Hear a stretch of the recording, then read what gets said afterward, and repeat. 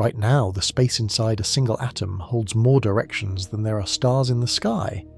You live inside an infinity you cannot see, and physics has spent 100 years trying to make it go away.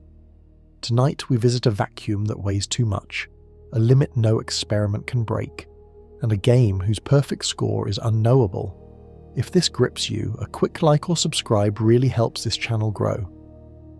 Prepare yourselves. We begin. In May of 1981, in a conference room at MIT, Richard Feynman stood up in front of a crowd of computer scientists and asked them a question that sounds simple and turns out to be a trap. Can a computer copy the universe?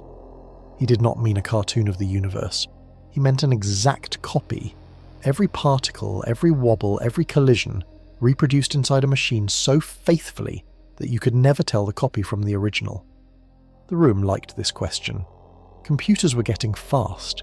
Physics was getting good. It felt like the two were walking toward each other, and somewhere in the middle they would meet, and we would finally have a machine that could run reality. Feynman told them it would fail. To understand why that landed like a slap, you have to understand the belief he was attacking. Call it the pixel faith.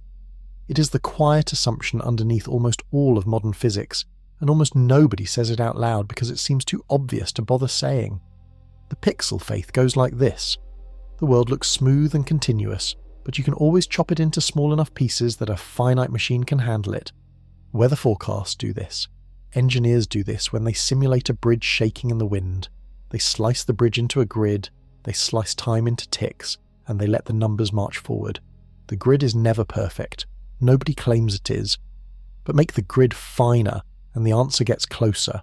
Make it finer again, and it gets closer again. The error shrinks towards zero, and you can drive it as small as your patience and your budget allow.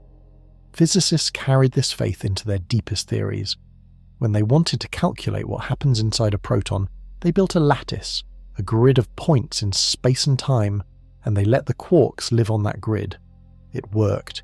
It is still working. Those calculations predict the mass of the proton to within 1% or so the faith looks earned, and underneath it sits a promise that feels almost too safe to question.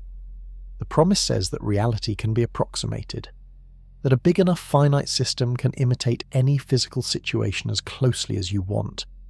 That infinity is a convenience we use because the mathematics is prettier that way, and that if you ever needed to, you could throw infinity out and lose nothing that matters. Think about how strange that promise really is.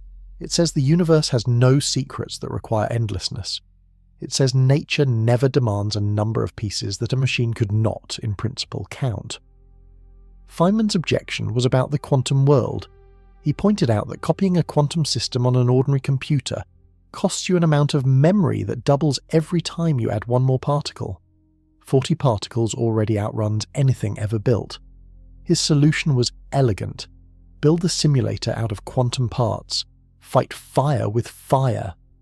That single suggestion started the entire field of quantum computing, but hidden inside his question was a second problem, and Feynman never saw it. Neither did anyone else for 39 more years. The problem was not about speed. It was about size, because there is something living inside quantum theory that a finite machine cannot approximate at all. Something that stays wrong no matter how fine you make the grid, no matter how long you wait, no matter how many pieces you add. And to find it, you first have to look at where a quantum state actually lives. A quantum state does not live in space. It lives somewhere else, and that somewhere else was named after a man who almost never thought about physics. David Hilbert was the most powerful mathematician in the world in the early 1900s. He ran a small department at the University of Göttingen in Germany that acted like the beating heart of mathematics. People travelled across oceans to argue with him. He studied a strange kind of abstract space built out of infinite lists of numbers, and he studied it purely because it was beautiful. It had no use. It touched nothing physical. Then quantum mechanics arrived, and a young Hungarian named John von Neumann realized that Hilbert had accidentally built the stage on which every atom performs. Here is the idea, stripped down. Picture an arrow. An ordinary arrow pointing somewhere in your room. To describe it, you need 3 numbers. How far along the floor, how far across the floor, how far up. 3 numbers because your room has 3 independent directions. That is what dimension means. It counts how many separate directions you need to pin something down. A quantum state is also an arrow. It points somewhere. The length of the arrow is always 1, so the only thing that carries information is the direction it aims. Now the twist. The arrow does not live in your room. It lives in a space where the directions are the things the system could be doing. Take an electron and ask about its spin, which you can picture as a tiny magnet pointing up or down. That question has 2 answers, so the arrow lives in a space with 2 directions. Up is one direction, down is another. And the electron can point anywhere between them, which is what people are gesturing at when they say a particle is doing 2 things at once. The arrow leans, that is all a superposition is. A leaning arrow in a room with 2 doors. 2 doors is manageable, you can draw it. Now ask a different question. Ask where an electron is inside a hydrogen atom. Suddenly the electron has energy levels and the levels are numbered. There is a lowest one, then a second, a third, a fourth. The list climbs. Every level is a separate direction in that hidden room. Every level is another door, and the list never stops. You can go to the 100th level, the 1000th, the millionth. Astronomers have found real hydrogen atoms in interstellar space, sitting at level 1000 and above, bloated to a size you could almost see under a microscope, drifting for a moment before they collapse back down. Those atoms are real, the levels are real, and there is no top rung. So the room where a single hydrogen atom lives has infinitely many doors. Not a huge number of doors, not a number so big we round it up for convenience. An endless number, with a door for every counting number you can name, and no last one. This is where the trouble starts, because your finite machine, the one from Feynman's lecture, has to pick some number of doors and ignore the rest. It has to cut the ladder off at rung 10, or rung 10,000, and hope the missing rungs do not matter. For 100 years, physicists made exactly that cut, and it always seemed harmless. The next chapter shows why the cut is deeper than anyone admits. Ask a question so plain it feels like a joke. Where is the electron? In ordinary physics, that costs you 3 numbers, left to right, front to back, up and down. 3 numbers and you have located a cannonball, a comet, a car. In quantum physics, the same question costs you infinitely many. Here is why, and it takes only 1 turn of thought. A quantum particle does not sit at a point waiting to be found. It carries a wave, and the wave is spread out. Where the wave is tall, the particle is likely. Where the wave is flat, the particle is rare. To describe the particle completely, you have to describe the whole wave. So describe it. The wave has a height at every point along a line, and a line has infinitely many points on it. There is a point at 1 inch, and a point at 2 inches, and a point at 1.5 inches, and a point at 1.5 and 1/8 inches, forever, between any 2 points you name. Which means the honest description of one electron is an infinitely long list of numbers, one for every position it might occupy. That sounds unusable, and it is, so physicists do something clever. Instead of listing every point, they build the wave out of standard pieces. Smooth ripples, a slow ripple, a faster one still. Stack enough ripples on top of each other with the right heights, and you can build any shape you want. You already know this trick from music. A violin and a trumpet playing the same note sound completely different, and the difference lives in the overtones, the higher ripples hiding inside the sound. Strip the overtones and you get a lifeless beep. Add them back and the instrument returns. A quantum wave works the same way. The sharper the wave, the more high ripples you need to build it. Now push it. Suppose you know exactly where the electron is. Its wave is a single infinitely thin spike. How many ripples does a spike need? All of them. Every ripple at every frequency out to infinity, added together so that they cancel everywhere except at one point. Cut off the high ripples and the spike smears back into a blur. There is no finite recipe. A perfectly located electron requires an infinite alphabet. And here is the part that should make you uneasy. This is not an accident of one particular problem. It is the reason the uncertainty principle exists. Sharp position means every frequency. Every frequency means every possible momentum. The famous rule that you cannot know both is a direct consequence of how many ripples the sharp shape demands. The strangeness people find so mystical about quantum mechanics falls out of a statement about infinity. So the infinite room from the last chapter is doing real work. It is generating one of the most tested facts in physics. You could still argue this is bookkeeping. You could say nature never makes a perfect spike, that everything real is a little blurry, so a large finite alphabet would always be good enough in practice. That argument held for 100 years. It is a good argument. But there is a system where the infinite ladder is not a mathematical convenience at all. Physicists trap it, cool it, and climb it, one rung at a time, in a laboratory. In a shielded room in Boulder, Colorado, a single atom hangs in a trap made of electric fields, hit by lasers from 6 directions, chilled until it stops moving almost entirely. The atom cannot escape. The trap squeezes it back toward the center from every side, so the atom does the only thing left. It vibrates. And when physicists measure how much it vibrates, they find something that should not be possible in the ordinary world. The atom cannot vibrate by any amount it likes. Think of a child on a swing. Push gently, small swing. Push harder, bigger swing. You can hand that swing any amount of energy you want, and it takes it. The motion grows smoothly, with no gaps. The trapped atom refuses. It accepts energy only in exact identical chunks. 1 chunk, 2 chunks, 3. Ask it to take half a chunk and it takes nothing at all. The swing has steps. This is the quantum harmonic oscillator, and it is the single most important system in all of physics, because almost everything that jiggles behaves like it. Atoms in a crystal, molecules bending, the electromagnetic field itself.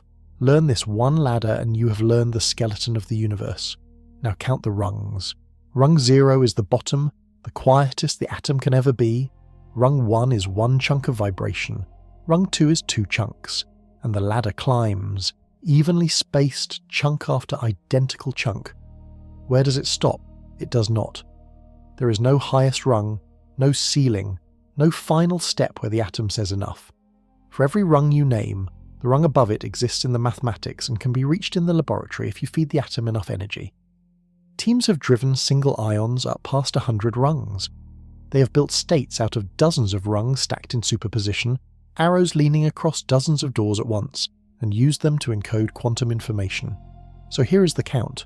1 atom, 1 direction of vibration, and the room it lives in has infinitely many doors, 1 per rung. The infinity is countable, which is a peculiar and lovely thing. You can walk it. Rung 1, rung 2, rung 3. Nothing is skipped, nothing is missing. Every rung has a name and a number, and yet the walk never ends. Compare that to the swing in a playground, where the energies form a smooth, continuous slope with no steps at all. The quantum ladder is somehow both more restrictive and more endless. It forbids the in-between. It permits the forever. Now watch what happens when a physicist tries to simulate this atom on a computer. The computer needs a number for each rung. It has finite memory. So it cuts the ladder off at rung 50, or rung 500, and it assumes the atom never climbs higher. Usually that works beautifully.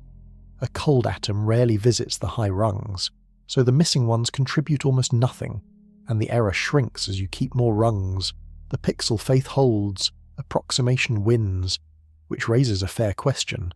If cutting off infinity always works, why keep infinity at all? Why not declare the ladder finite, take a very tall ceiling, and be done with the whole embarrassing business? Because the ladder is only one kind of endlessness. And in 1874, a lonely mathematician in Germany proved that infinity comes in sizes. Georg Cantor spent the last years of his life in and out of a sanatorium in Halle, Germany, tormented by an idea his colleagues told him was a disease. His teacher called his work a corruption of mathematics. One of the most respected mathematicians in Europe blocked his papers and campaigned against his career. Cantor died in 1918 in a psychiatric clinic, malnourished during a war, with his greatest result still treated by many as a scandal. Today, that result sits underneath every serious statement about quantum space. Cantor asked a question a child might ask. Are there more counting numbers or more fractions? Fractions feel like they should win. Between 1 and 2 there is 1 1/2, and 1 1/3 and 1 1/4, endlessly.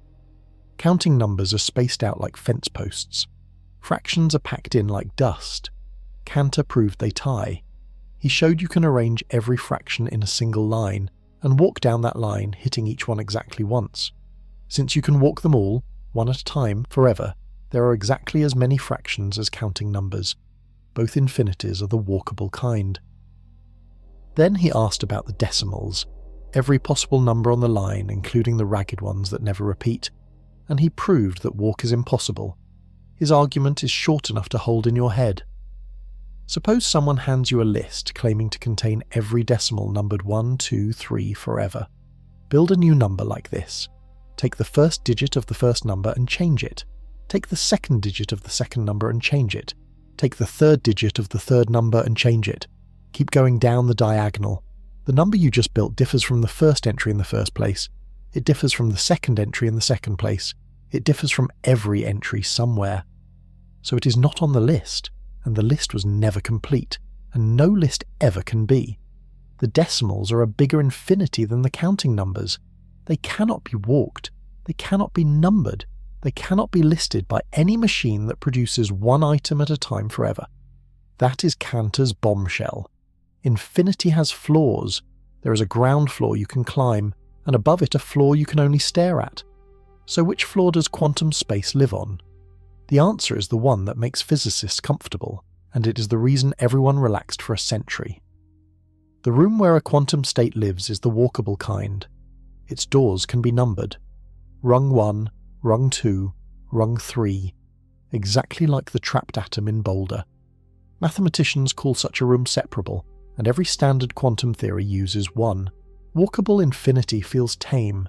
If you can number the doors, you can keep the first 1,000 and throw the rest away, and the error should behave itself. That reasoning is why the pixel faith survived quantum mechanics without a scratch. The infinity was there, everyone saw it, and everyone agreed it could be trimmed. Then physicists tried to calculate something simple. They tried to work out the energy of a single electron sitting alone in empty space, doing nothing at all. The answer came back infinite, and this infinity would not be trimmed, or walked, or ignored. It ate the theory alive. In 1930, a 26-year-old Robert Oppenheimer published a short paper with a polite title and a devastating conclusion. He had tried to calculate how much energy an electron has because of its own electric field. Every electron carries a charge, every charge makes a field, and that field carries energy. So an electron sitting perfectly still in empty space, doing nothing, must carry the energy of its own field. Oppenheimer added it up. The answer was infinite. The logic that produced it is almost cruel in how simple it is. The energy in an electric field grows as you get closer to the charge. Come in half as close and the field is 4 times stronger. Half again and it is 16 times stronger. Now ask how close you can get. If the electron is a tiny ball, there is a floor. You reach the surface and you stop. But every experiment ever done says the electron has no size. Physicists have squeezed it, scattered other particles off it, measured its magnetic behavior to a level of precision that would detect a bump the width of a grain of sand on an object the size of the Earth, and found nothing. The electron behaves like a point, a place where charge sits with no width at all, which means there is no floor. You can keep getting closer forever, and the field keeps growing, and the energy keeps piling up, and the total runs away to infinity. Now recall the most famous equation in physics. Energy and mass are the same thing wearing different clothes. Infinite energy means infinite mass. So quantum theory, in its first serious calculation about the most common particle in the universe, predicted that an electron should weigh infinity. You can weigh an electron. People do it routinely. It weighs a tiny, definite, exact amount, and it has never once weighed infinity. This broke people. Not gently, and not briefly. Wolfgang Pauli, who was famous for tearing other physicists apart at conferences, reportedly said he would rather work on something else than think about it. Werner Heisenberg suggested that space itself might come in blocks, a grid at the smallest scale, just to give the calculation a floor to stop at. That idea failed, because a grid in space wrecks Einstein's relativity, and relativity has never lost an argument. For 17 years, the finest minds in physics were stuck. They had a theory that agreed with experiment in its simplest form and collapsed into nonsense the moment you asked for a more careful answer. Every attempt to be more precise made the prediction worse. Being sloppy gave you the right answer. Trying harder gave you infinity. Understand what that felt like. Imagine a bridge design that stands up perfectly, and when you check the engineering more carefully, the math says the bridge weighs an infinite amount and should have swallowed the planet. Some physicists concluded quantum field theory was simply wrong and should be discarded. Others waited for a revolution that would sweep it away. The revolution never came. Something stranger came instead. In June of 1947, 24 physicists met on a small island off the tip of Long Island. They had been promised one new experimental result. That result was tiny, stubborn, and impossible to ignore. And on the train ride home, one of them did something to the infinity that nobody had dared to try. The result presented on Shelter Island was small enough to fit in a sentence. Willis Lamb had measured hydrogen. He had taken the simplest atom in the universe, one proton and one electron, and he had found that two of its energy levels, which the best theory said must sit at exactly the same height, were not level. One sat slightly above the other. The gap was tiny, about 1 part in a million of the energy involved. The theory said 0. Nature said something. Hans Bethe listened to the talk, boarded a train to Schenectady, New York, and started scribbling. Bethe did something that looks like cheating, and he knew it looked like cheating. He accepted that the electron's self-energy was infinite. He stopped fighting it. Then he pointed out something everyone had missed. The infinite energy of a free electron floating in space is one number. The infinite energy of an electron bound inside a hydrogen atom is another number. Both are infinite. But the thing you measure is the difference between them. So he subtracted one infinity from the other. The infinities cancelled. What survived was a small, finite leftover. By the time the train pulled in, B had a number. It matched Lamb's measurement almost exactly. Take a moment with how outrageous this is. Subtracting infinity from infinity is the mathematical equivalent of dividing by 0. Ask a calculator and it refuses. Ask a mathematician and they will tell you the answer can be made to come out as anything you like, depending on how you sneak up on it. It is meaningless, and it produced the right answer for hydrogen on a train. Over the next 3 years, Feynman, Julian Schwinger, and Shinichiro Tomonaga in Japan turned that trick into a machine. The method is called renormalization, and the idea underneath it goes like this. You never actually see a bare electron. What you see is an electron wrapped in its own field, dressed in a cloud of activity, and everything you measure includes the wrapping. So the bare mass sitting in your equations is a quantity nobody has ever measured or ever could. Let it be infinite. Let it be whatever it must be so that the electron you finally observe has the mass you observe. Then, and this is the part that matters, ask what else the theory predicts. The theory predicts other things, lots of them. And you had to feed in only 2 numbers by hand, the electron's mass and its charge, to make every other prediction finite. So what did those predictions look like? Take the electron's magnetism. An electron acts like a small magnet, and the theory says how strong. The prediction and the measurement now agree to roughly 12 digits. To feel that, imagine measuring the distance from New York to Los Angeles and being off by less than the width of a human hair. That is the most accurate agreement between prediction and observation in the history of science. It came out of a method that begins by admitting an infinite quantity and shoving it under a rug. Physics had its answer. The infinity was still there. It had simply been given a job. And that should have ended the story. It did not.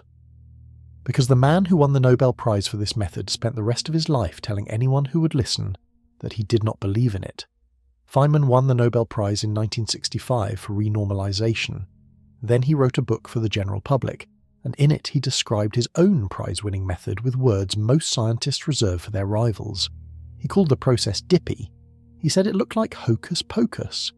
He wrote that he suspected the whole thing was mathematically illegitimate, and that the fact it worked had probably stopped physicists from finding the real answer. Paul Dirac went further, and Dirac had earned the right. He had written the equation that predicted antimatter before anyone had seen it. He was the closest thing physics had to a prophet, a man so precise in his speech that colleagues invented a unit for how rarely he spoke. Dirac spent his last 30 years attacking renormalization in public. His complaint never changed. You have a number that comes out infinite. You decide it is small because you want it to be small. In real mathematics, you are not allowed to neglect a quantity because it is inconvenient. You neglect a quantity because it is small. He died in 1984 believing the foundation of modern physics was rotten. So there sits the field's central discomfort. The most accurate theory ever built rests on a step its own architects described as a trick. Now, the deeper question. Where does the infinity actually come from? It comes from small distances. Every troublesome calculation blows up in the same way. You add up contributions from smaller and smaller scales, and each scale adds more, and since there is no smallest scale, the sum runs away, which suggests an escape. What if the sum is honest, and our assumption about small distances is the lie? Nobody has ever probed the world below a certain scale. The most powerful collider ever built, 27 kilometers of magnets buried under the border of France and Switzerland, sees down to about 1/10,000th the width of a proton. Below that, we are guessing. So put in a flaw. Declare that the theory stops at some tiny distance and refuse to add up anything smaller. Every infinity vanishes instantly. The sums become finite. The mathematics behaves. Kenneth Wilson turned that idea into a proper theory in the 1970s and won a Nobel Prize for it. His insight was that the flaw does not matter. Move it up, move it down, and the predictions you can actually test barely notice, because the physics you measure at everyday scales does not care what is happening at scales a trillion times smaller. The flaw becomes a bookkeeping choice. Under this view, renormalization is not a trick. It is an honest confession. It says our theory is a description of the world at the scales we can reach, and it politely declines to speak about the rest. That is the standard answer, and it is a good one, and most physicists sleep well on it. It also has a price nobody likes to say out loud. It means every theory we have is temporary. Everyone comes with an expiration scale. The infinity's never left. We just built a fence and agreed not to look past it. But if the vacuum has energy in it, that energy has weight, and weight bends space, which means the fence has to answer to gravity. That calculation has been done. It produced the worst prediction in the history of science. Empty space is not empty, and the emptier you make it, the more clearly you can see that. Pump every atom out of a box, cool the walls toward absolute zero, shield it from every field you can name. What remains inside is a vacuum, and quantum theory says the vacuum is seething. Here is why. Every field in nature behaves like the ladder from the trapped atom in Boulder, and the bottom rung of a quantum ladder is not zero. A quantum system can never sit perfectly still, because perfect stillness would mean knowing both where something is and that it is not moving, which the uncertainty principle forbids. So even at the bottom there is a shiver. Physicists call it zero-point energy. Now count the ladders. There is one for every possible ripple of the electromagnetic field, at every wavelength, in every direction, at every point in space. And every single one of them contributes its shiver to empty space. Add them up, and you get the energy of the vacuum. Ask why anyone would care about the energy of nothing, and Einstein gives you the answer. Energy has weight. Weight bends space. So the energy of the vacuum should be bending the universe. And it is. Astronomers discovered in 1998 that the expansion of the universe is speeding up, pushed apart by something in empty space. They measured how much. The number is small and clear, so physicists calculated what quantum theory predicts, using the fence from the last chapter, placed at the smallest scale where anyone believes our theories can survive. The prediction misses the measurement by a factor of 10 followed by 120 zeros. Say that number slowly. There are somewhere around 10 followed by 80 zeros atoms in the entire observable universe. The error in this prediction is bigger than that, enormously bigger. The prediction is wrong by more than the number of atoms in every star in every galaxy we can see, squared and then some. If you predicted the weight of a feather and were wrong by that factor, you would have predicted a mass larger than every galaxy in the visible universe combined. Physicists call this the cosmological constant problem, and they call it the worst prediction in the history of science, and that is their own phrase, used in their own papers, without irony. The strangest part is what the measured answer is. If the vacuum energy were exactly zero, you could dream up a reason. Some symmetry, some hidden rule, some perfect cancellation forcing it to vanish. 0 is a number a theory can produce. The universe did not choose 0. It chose a tiny number, absurdly small compared to the prediction, and not small enough to be nothing. It looks like a 120-digit cancellation that stopped one digit early, like watching two mountains collide and annihilate into a grain of sand. Nobody knows why. There is no accepted explanation. This has been the case since the 1960s, so the fence does not save you. The infinity was never actually removed. It was pushed into a corner where gravity found it, and gravity is not accepting the excuse, which makes the obvious next question urgent. Is any of this real? Is the shivering vacuum a genuine physical thing, or an accounting artifact? The answer arrived in 1948 from a man working at a light bulb company. Hendrik Casimir worked at the Philips Research Laboratory in the Netherlands, a company famous for making light bulbs and shavers. He was there to solve practical problems. Instead, he found a way to weigh nothing. Casimir was studying why tiny particles in a liquid stick together, and the accepted explanation kept giving the wrong strength. He mentioned this to Niels Bohr while out walking, and Bohr muttered something about zero-point energy. Casimir went home and did the calculation that made him famous. Take two flat metal plates, put them face to face in a perfect vacuum, extremely close together, close enough that the gap is thinner than a strand of spider silk. No charge on the plates, no current, nothing between them. Now think about the vacuum's ripples. Outside the plates, the ripples can have any wavelength they want, all the way up to enormous ones. Between the plates, they cannot. A ripple squeezed into that narrow gap has to fit, the way a guitar string can only sing the notes that fit its length. The gap forbids the long, lazy ripples. Only the short ones survive, which means there are fewer ripples inside than outside. Fewer ripples inside means less shiver inside. Less shiver inside means less pressure inside. So the vacuum outside pushes the plates together. Read that again. Two neutral plates in a box with nothing in it are shoved toward each other by the absence of ripples. The vacuum has a shape, and the shape has a grip. For 50 years, this was a beautiful piece of theory that seemed impossible to check, because the force is savagely weak at any distance you can comfortably measure. Then, in 1997, Steve Lamoureux at the University of Washington managed it. He hung a metal-coated plate from a torsion balance, a device so sensitive it is essentially a fibre that twists when a butterfly breathes on it, and he brought a curved metal surface close. The plates pulled toward each other. The force matched Casimir's prediction to within a few percent. Other groups repeated it with better precision using atomic force microscopes. The effect is now measured routinely, and it has become a nuisance for engineers, because when you build machines with parts a few millionths of an inch apart, the vacuum starts sticking your machine together. Designers of microscopic devices have to account for it. Push the plates close enough, down to a few dozen atoms apart, and the pressure from nothing climbs to roughly the weight of the atmosphere pressing on your skin right now. So the shivering vacuum is real. It has been measured. It pushes things, which sharpens the knife. The vacuum energy is physically real. The calculation of its total is catastrophically wrong, and the fence we built to tame it fails the moment gravity gets a vote. Still, a defender of the pixel faith has a reply, and it is a strong one. Every infinity so far has been an infinity of small distances. All of them yield to the same medicine. Draw a fence at the small scale, calculate and admit your theory has a limit. Approximation survives, wounded but breathing. That defense works for every infinity in this chapter and everyone before it. There is one it cannot touch. It has nothing to do with small distances, and no fence will fence it.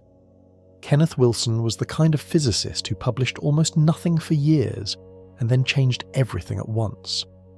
Colleagues at Cornell worried about him.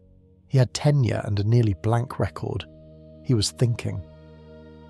What he was thinking about became the most important organizing idea in modern physics, and it turned the infinity crisis from a scandal into a philosophy. Wilson's insight starts with a question about scale. Suppose you want to describe water flowing through a pipe. You use pressure, flow rate, viscosity. You do not track the individual water molecules. You could, in principle, and you would get the same answer, and it would take a machine larger than the solar system. The molecules are still there. Your description simply does not mention them, because at the scale of a pipe, their details wash out. All that survives from the molecular world is a handful of numbers, like viscosity, that summarize everything happening below. Wilson said every theory in physics works this way.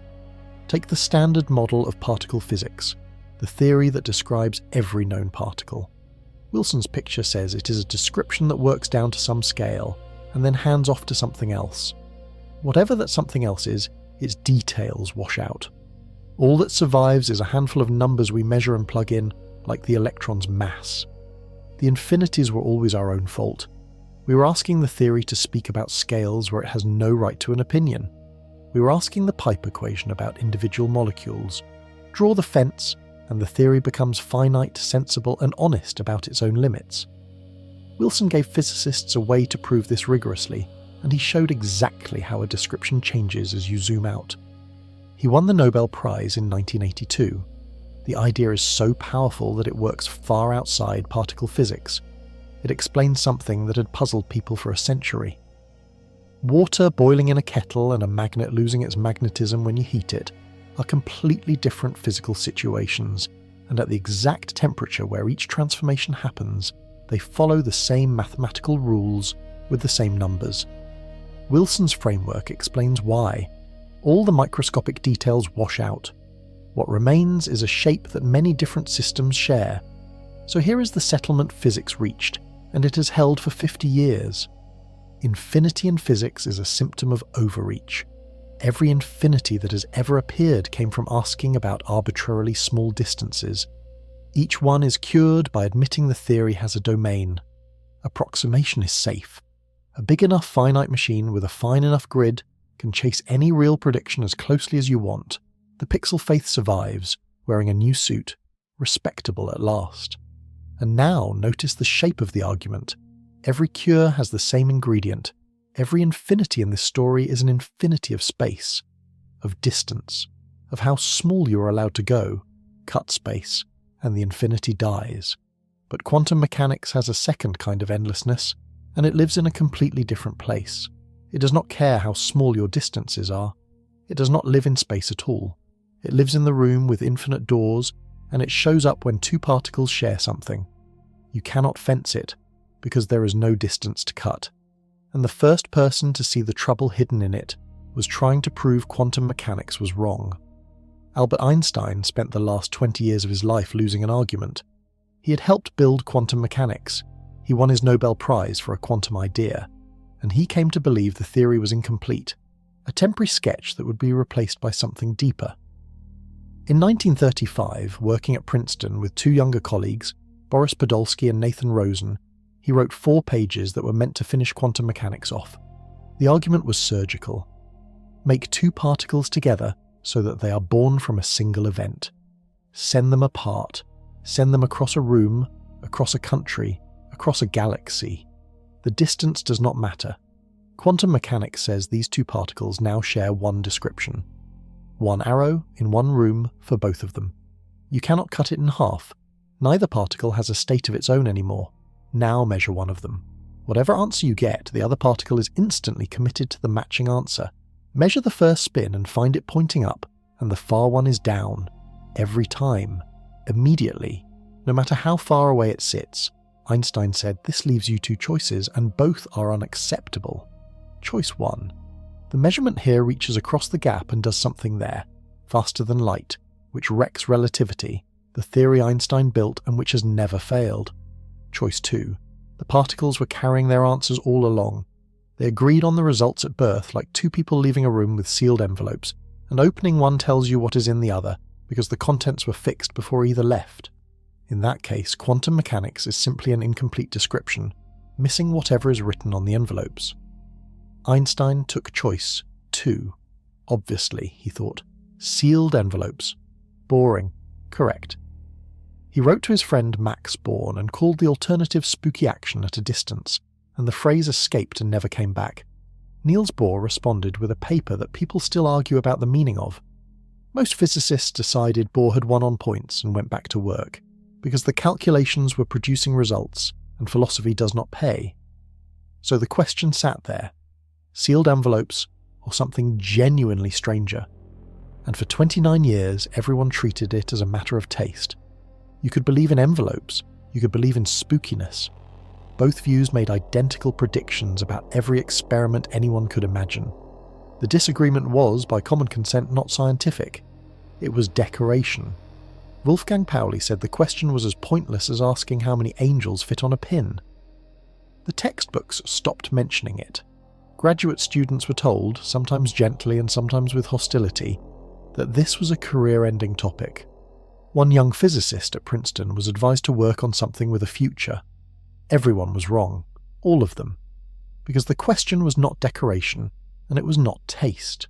There was a way to settle it. There was an experiment that would return one answer if Einstein was right, and a different answer if he was wrong, and the difference was a number you could measure with equipment that already existed. The person who found it was working at a physics laboratory in Switzerland, and he did it on his own time, quietly, because he did not want to hurt his career. His paper appeared in a journal that went out of business. John Stuart Bell grew up poor in Belfast. His family could not afford to keep all their children in school, and he was the only one who stayed past 16. He read physics books from the public library. By the 1960s, he was at CERN near Geneva, designing particle accelerators. That was his job, and he was good at it. His hobby was proving Einstein wrong, or right. He genuinely did not know which, and he later admitted he was hoping for Einstein. In 1964, on sabbatical in California, Bell wrote a 6-page paper that reorganized physics. He published it in an obscure journal, partly because it paid no page charges, and partly because the topic was still faintly disreputable. The journal folded after 4 years. Here is what he did, and it is one of the finest arguments ever constructed. Bell took Einstein's sealed envelope idea completely seriously. He said, "Fine. Suppose every particle carries hidden instructions fixed at birth, telling it what to do in any measurement it might face. Suppose nothing travels faster than light. Suppose the world works exactly the way common sense says it works." Then he asked what such a world could produce. Picture 2 laboratories, far apart. In each one, a scientist receives one particle from a shared source. Each scientist has a dial with a few settings, and they choose a setting at random, and they measure, and they write down the answer, which is always one of 2 possibilities. Do this thousands of times. Then bring the 2 notebooks together and compare. You're looking for agreement. How often did the 2 answers match given the settings each side chose? Combine those matching rates in a specific way and you get a single score. Bell proved something extraordinary about that score. If the particles carry hidden instructions, if the answers were fixed before the particles left home, then no matter what those instructions say, no matter how clever, no matter how complicated, the score can never rise above 2. 2. A hard ceiling. It does not matter what the hidden instructions contain, because Bell never assumed anything about them. He only assumed they exist and that neither lab influences the other. Every conceivable envelope scheme, every hidden mechanism anyone could ever invent, obeys the ceiling. Then Bell calculated the score for quantum mechanics. Quantum mechanics goes higher. Take 2 entangled particles, choose the dial settings carefully, and the theory predicts a score above 2. It breaks the ceiling that every sealed envelope world must obey. So the argument was settled. Not by philosophy, by arithmetic. Run the experiment. Measure the score. If it stays at 2 or below, Einstein was right, and the world hides envelopes. If it climbs past 2, the envelopes do not exist and reality is doing something no local mechanism can imitate. The experiments came. Clauser in 1972, Aspect in 1982. And then, over decades, versions that sealed every loophole, using light from distant quasars to pick the settings and human volunteers pressing buttons in a video game. Every one of them broke the ceiling. Einstein lost. Bell, Clauser, Aspect and Zeilinger's line of work took the Nobel Prize in 2022. But look closer at the number quantum mechanics predicts. It does not run away to infinity. It stops. There is a second ceiling higher than Bell's, and quantum mechanics obeys it perfectly. Nobody ordered that wall, and nobody knows why it is there. Break a rule and you expect chaos. Quantum mechanics breaks Bell's ceiling and then stops dead at a specific height, like a runner who smashes through a fence and halts precisely 1 step later. The height is 2 times the square root of 2, roughly 2.828. Classical physics is stuck at 2.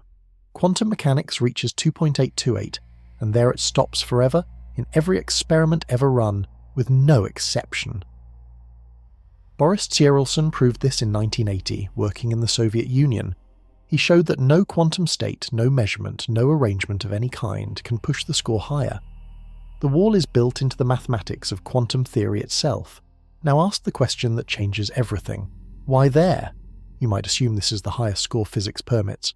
It is not. In 1994, two researchers, Sandu Popescu and Daniel Rohrlich, asked what the absolute limit is.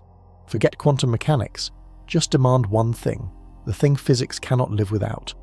Demand that you cannot use this setup to send a message faster than light. Whatever the two labs do, neither one can learn anything about the other's dial setting from their own results alone. No signalling. That is the only rule.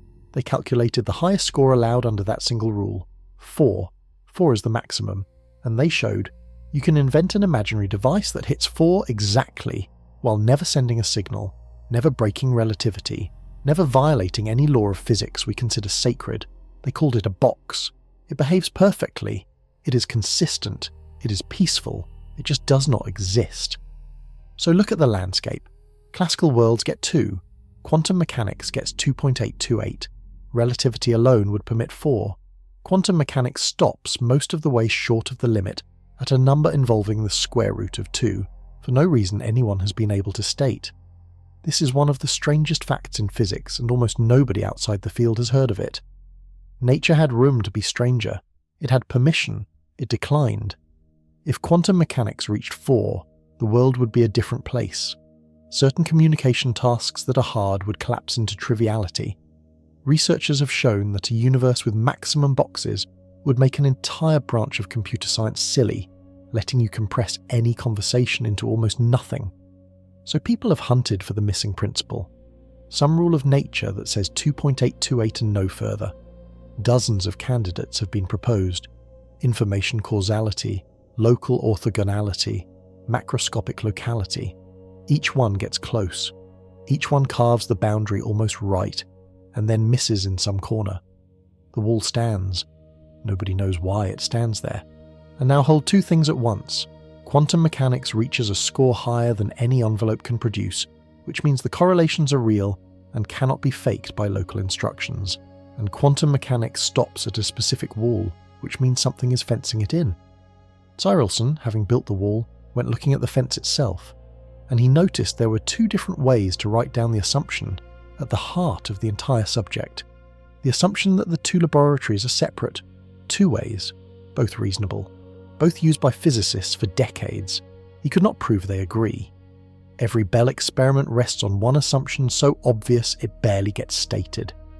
The two laboratories are separate. What one does cannot disturb the other. Try writing that down in mathematics and you discover something uncomfortable. There are 2 ways to do it. Both look like they mean the same thing. Nobody could prove they do. Here is the first way, the one physicists learn as students. Give each lab its own room. Lab 1 has its own quantum space with its own doors. Lab 2 has its own quantum space with its own doors. The full system is the 2 rooms glued together, and every measurement in Lab 1 touches only Lab 1's part, because that is the only part it can reach. This is called the tensor product model. It is how every textbook does it, how every simulation does it, how every physicist pictures it. Separation means separate rooms. Now the second way, which comes from the mathematics used to describe fields spread through space. Do not split into rooms. Use one single space for everything. Then say what separation means directly. Say that the measurements in Lab 1 and the measurements in Lab 2 do not interfere with each other. Do Lab 1's measurement first and Lab 2's second, or reverse the order, and you get the same answer. The 2 labs commute. Their actions pass through each other like ghosts. This is the commuting operator model. Separation means the operations do not care about order. Both capture the physical idea. Both forbid signaling. Both are used constantly. Quantum field theory, the framework behind particle physics, uses the second one, because when you have a field spread across all of space, there is no clean way to chop it into 2 boxes. Now here is the thing that should have terrified everyone. Separate rooms always commute. If your labs are in different rooms, their measurements automatically pass through each other in any order. So every correlation the first model can produce, the second can produce too. The reverse is the open question. Can the second model reach correlations the first cannot? Boris Cyrulson raised this in the early 1990s, and his instinct was that it made no difference. He said as much. Later he looked harder and realized he could not prove it, and to his enormous credit he published a correction saying so. He turned his own confident claim into an open problem and handed it to the world. That problem got his name, Cyrulson's problem. It asks whether the two ways of saying separate produce the same set of possible correlations. Almost everyone assumed yes. It felt like a formality, the kind of thing a careful graduate student would clean up in a thesis. Think about what it means if the answer is no. It would mean the way you write down separation changes what the universe can do. It would mean physicists have been using two different theories this whole time while believing they were one. It would mean that in a laboratory with two boxes and two dials, there are correlation patterns that one version of quantum mechanics permits and the other forbids. And there is a reason the tensor product model might come up short, hiding in plain sight. The commuting model has no rooms, so it has no room sizes. The tensor product model has rooms, and the rooms have doors, and someone has to say how many. What if the answer is more than any number? Ask a physicist how big a Bell experiment needs to be and you will get a small number. 2 photons. Each one carries spin, which is 2 doors. 2 doors times 2 doors gives 4. 4 numbers describe the entire entangled pair that broke Einstein's argument and won a Nobel Prize. 4 numbers, that is the whole thing. So when researchers started drawing the map of every correlation quantum mechanics permits, they naturally organized it by size. How many doors do you need? Start with 2 doors per lab and write down every correlation you can produce. You get a set of patterns. Now allow 3 doors. You get more patterns, including everything you had before. 4 doors, more again. 10 doors, 1,000. Each step adds new correlations. The set grows. Now take the limit. Allow any finite number of doors, as many as you like, as long as the number is a number. Collect every correlation reachable that way. Call it the finite set, and then, separately, allow infinitely many doors. The full ladder, no ceiling. Collect every correlation reachable there. Call it the infinite set. Here is the question that ate 30 years. Is the infinite set bigger than the finite set? The obvious answer is no, and the reasoning is the pixel faith speaking one last time. Suppose some correlation needs infinitely many doors. Approximate it. Keep the first 1,000 doors and you get close. Keep 1,000,000 and you get closer. Keep going and the error shrinks towards 0. You never reach the target exactly. You do not need to. No experiment measures exactly anything. Every measurement has error bars. Every result is a number plus or minus something. If a finite system can get within any accuracy you name, then for all physical purposes the infinite system has nothing extra to offer.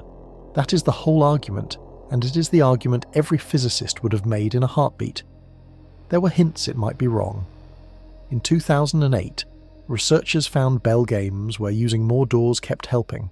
Add doors, score goes up. Add more, up again. The improvement never stopped, which meant no finite system was optimal. That is suggestive, and it settles nothing. A sequence can climb forever and still creep toward a limit that a finite system approaches as closely as you want. Halves added to halves climb forever and never pass one.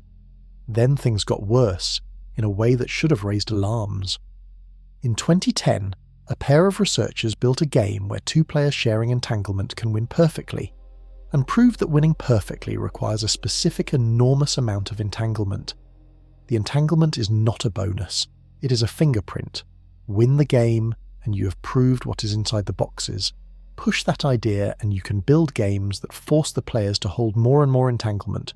Bigger games, bigger fingerprints. There is no upper limit on how much you can demand.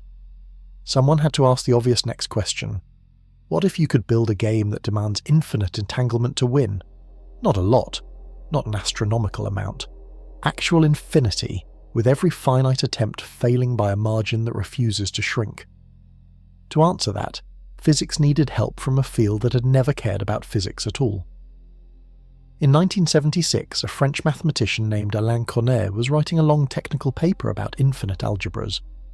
Deep in the middle of it, he made a remark almost in passing. He said it would be interesting to know whether a certain kind of infinite object can always be approximated by finite ones. He did not present it as a great problem. He wrote it like a footnote. He would later say he did not think it was a conjecture at all. It became one of the most famous open problems in his field, and it stood for 44 years. Connors worked in operator algebras, a subject born out of quantum mechanics, and then grown so abstract it lost sight of the physics entirely. The objects he studied are collections of operations on infinite spaces. His question was about the simplest imaginable relationship between infinite and finite. Take an infinite algebraic object. Can you always find finite objects that imitate it, getting closer and closer, agreeing on every measurable quantity in the limit? That is the pixel faith again, written in the language of pure mathematics. It says infinite structures have no secrets that finite ones cannot eventually copy. Mathematicians tried to prove it and failed. They tried to find a counterexample and failed.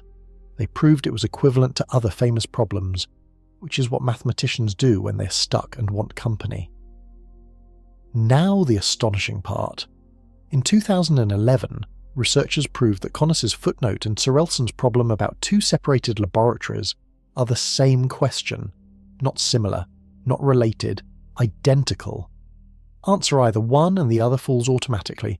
Sit with how impossible that connection looks. Connes was a mathematician thinking about abstract algebras with no experiment in mind. Sorelson was thinking about photons and dials and notebooks in 2 rooms. Their questions came from different centuries of thought, different languages, different motivations. They were one question wearing 2 costumes, and then a third field walked in. Computer scientists study how to verify claims. Suppose someone hands you a proof too long to read, or a computation too big to check. Can you interrogate them cleverly enough to catch a lie, without ever doing the work yourself? They had built an entire theory of this, and in their version, they had 2 suspects in separate rooms, and a referee asking questions. Same picture. 2 separated parties, limited communication, a referee comparing answers. They had been asking in their own language how much power those 2 suspects gain if they secretly share entanglement. 3 fields, operator algebras, quantum foundations, theoretical computer science. 3 communities who rarely read each other's papers, using vocabulary that would make each other's eyes glaze. All 3 had walked, independently, into the same locked door.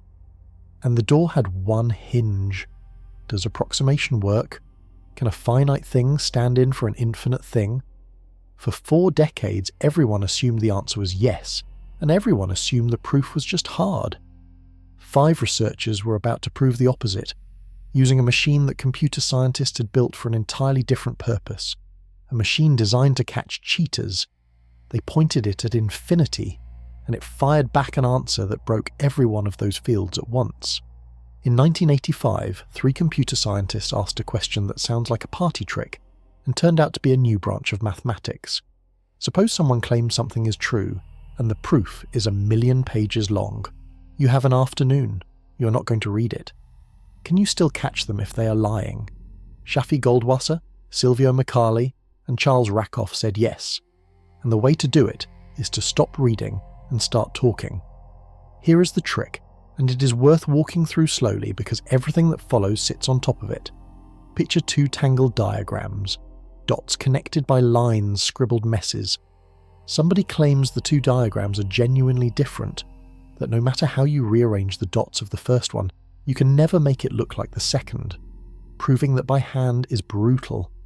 With a few dozen dots, there are more possible rearrangements than atoms in the sun. You would be checking until the stars burn out. Now try talking instead. Behind a curtain sits a claimant who insists the diagrams differ. You flip a coin in secret. Heads, you take the first diagram. Tails, you take the second.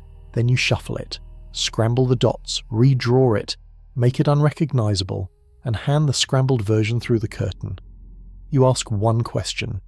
Which one did I start with? If the diagrams truly are different, the claimant can answer. A scrambled version of the first will still be different from the second in some deep way. and someone with unlimited patience can spot it every time. If the diagrams are secretly the same, the claimant is helpless.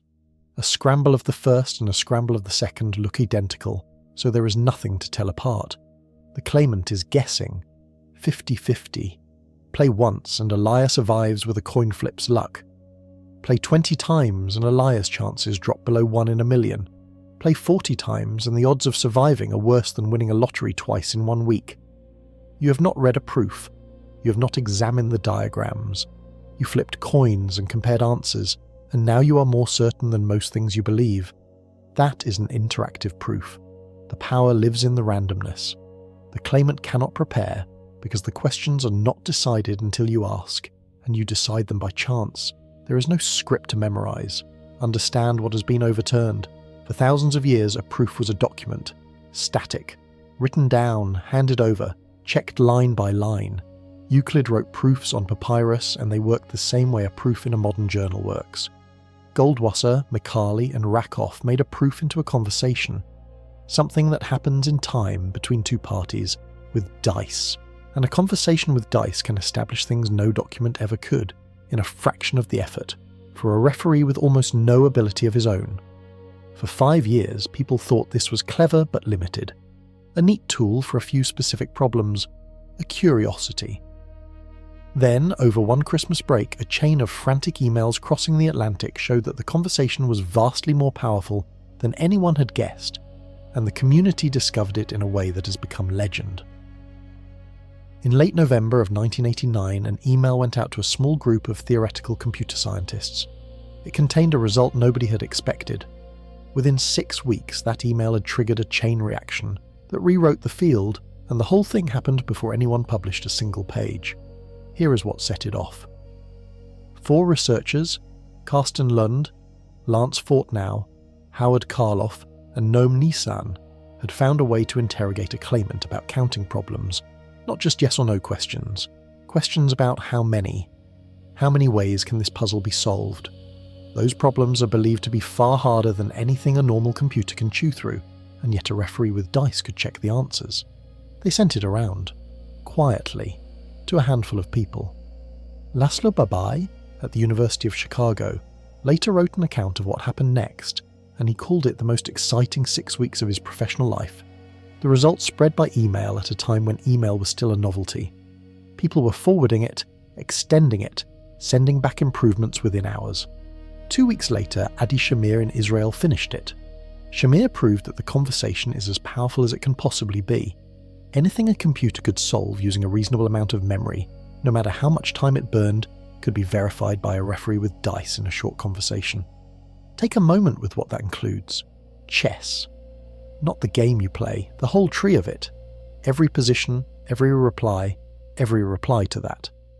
Deciding whether a position on a generalized board is a forced win is the kind of problem that eats memory and time in enormous quantities. A referee who cannot play chess, who has no engine, who has no idea what a knight does, can be convinced of the correct answer by asking a chess god a handful of random questions and comparing replies. The referee learns nothing about chess. He gains certainty anyway.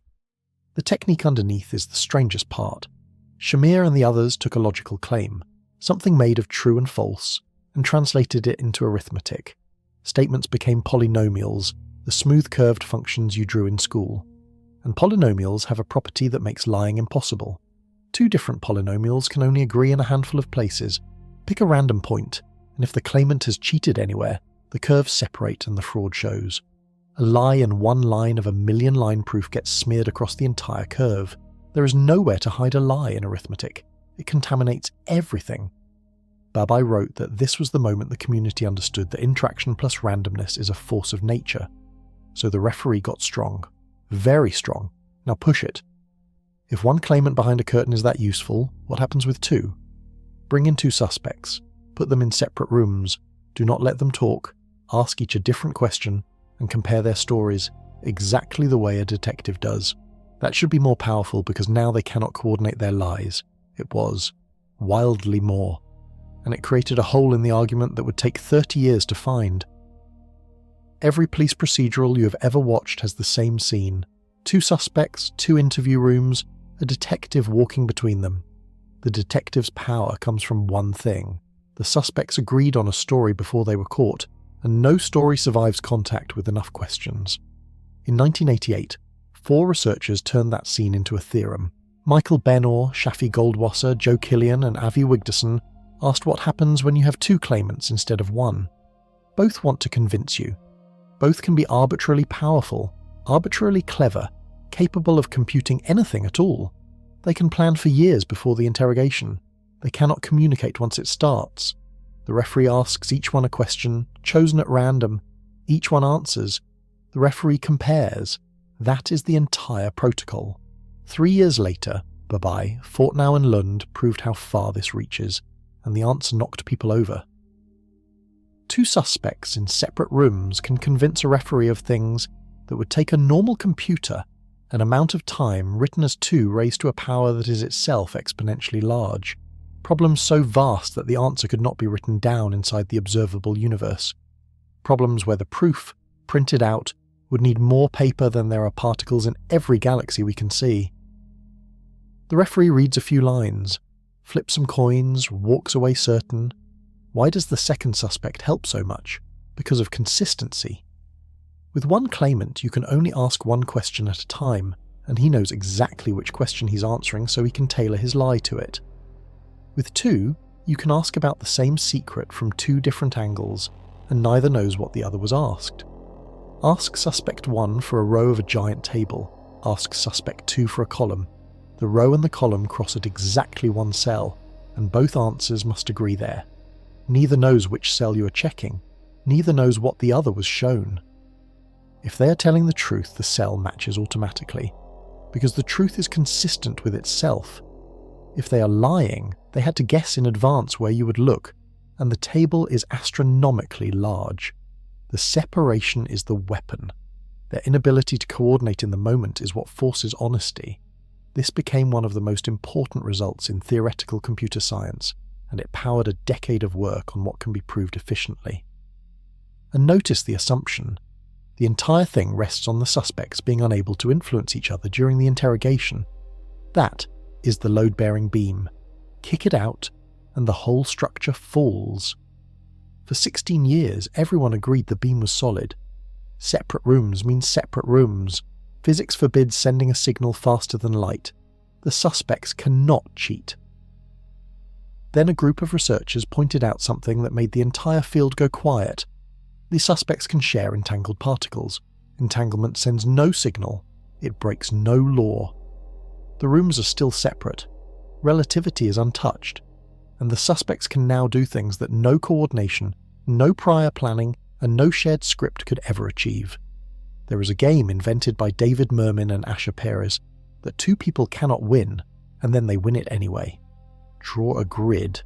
3 rows, 3 columns, 9 empty boxes. 2 players, call them the row player and the column player, get separated, no communication. A referee picks 1 row at random and hands it to the row player. The referee picks 1 column at random and hands it to the column player. The row player fills in 3 boxes with plus signs or minus signs, and the product of her 3 entries must come out positive. Multiply them together, get +1. The column player fills in his 3 boxes the same way, except his product must come out negative. Multiply them, get -1. They win if the box where the row and column cross has the same entry from both. Simple rules. Play it with a friend and you will feel it going wrong. Try to fill the whole grid in advance. Every row multiplies to plus. Every column multiplies to minus. Now multiply all 9 boxes together, going by rows. Plus times, plus times plus. Positive. Now multiply the same 9 boxes going by columns. Minus times, minus times, minus. Negative. The same 9 numbers, multiplied in a different order, give opposite answers. That cannot happen. Arithmetic does not care about the order you multiply. The grid does not exist, so no strategy wins every time. The players can plan for 1,000 years, and the best they can do is win 8 rounds out of 9. The math is airtight. Now give them entangled particles. Each player takes half of a pair of entangled particles into their room.